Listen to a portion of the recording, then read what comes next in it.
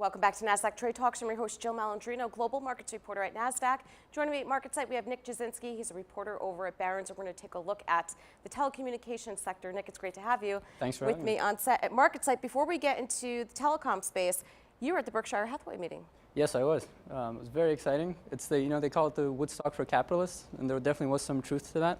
Everybody from little mom and pop investors to billionaires all come, and the big topics this year were Berkshire has a lot of cash on the balance sheet, so what are they going to do with buybacks? Of course, Buffett is turning 89 this summer, so CEO succession was a topic as well. But overall, great weekend. I had a great steak in Omaha as well, so very glad I got to go. Considering from Omaha, did they give any indications in terms of how they use that cash? Buffett said that he repeated his line that he'll repurchase shares when it's at a discount to what he considers intrinsic value. The read-through from that was that he doesn't think that the shares are particularly cheap now, so we've seen Berkshire sell off this week, and a lot of that has been because of those comments he made. All right, now let's take a look at the telecom space. There's been a convergence of traditional media and the smaller side of telecom for sure. Absolutely. So the traditional communications part of telecom, phones, TV, satellites, AT&T is the big example of this, buying Time Warner for over $100 billion, including debt last year.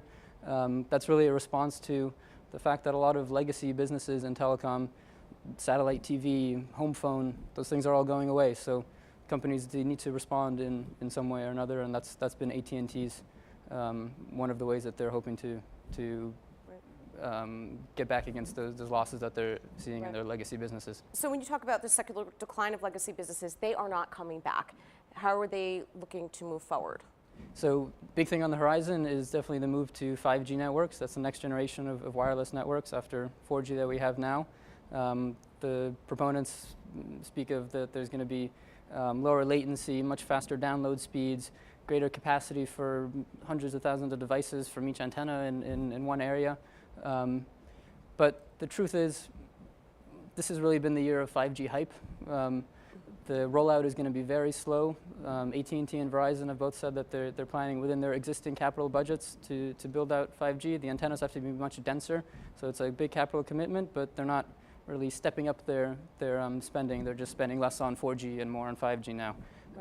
Adoption is going to be even slower. There's barely any phones right now that have 5G antennas in them.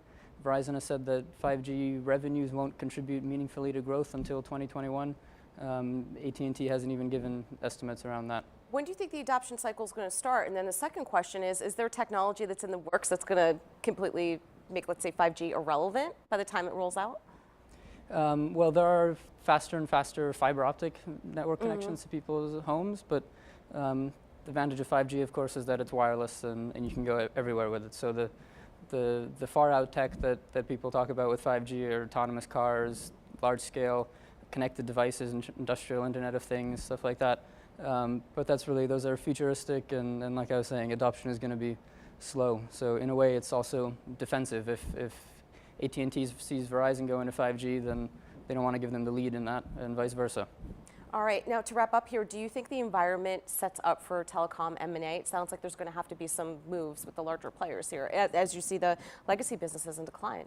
Well, so definitely T-Mobile and Sprint. I don't claim to have any inside information on how that merger is going, but the reporting I've seen out there should be a decision sometime this summer. My hunch is that it's not going to be approved. Their argument really is around 5G, that they need to combine in order to have the might to go against AT&T and Verizon in the world of 5G. But I don't think the Justice Department is in the business of forecasting what markets are going to look like in the future. Their calculus is much simpler. We're going to go from 4 big players to 3. Consumers will probably end up paying more. Right.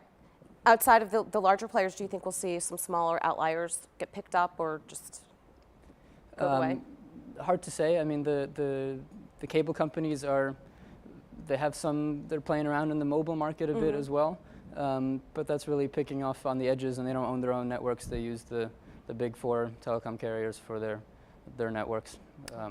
Dish is one that, again, the satellite business is going away. They own a lot of spectrum, so it's been speculated that either Verizon or T-Mobile or someone else will maybe decide to make an offer for Dish, not for their satellite assets, but really for the spectrum that they own. All right, should be an interesting summer for you. Absolutely. Thank you so much, Nick, for joining us. And thank you for joining me on Trade Talks. I'm Jill Malandrino, global markets reporter.